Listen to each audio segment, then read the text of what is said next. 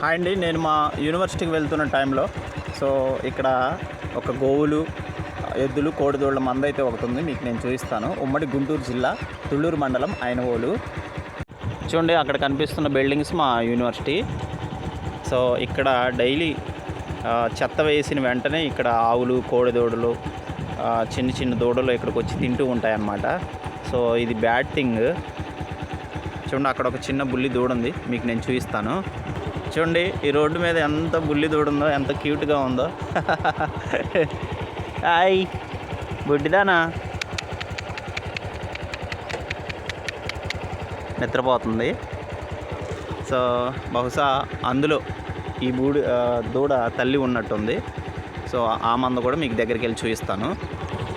చూడండి, ఈ మందలో బహుశా ఆ బుడ్డి దూడ తల్లి ఉండే అవకాశాలు అయితే ఎక్కువ ఉన్నాయి. బట్ ఏదో అయితే నాకు తెలీదు.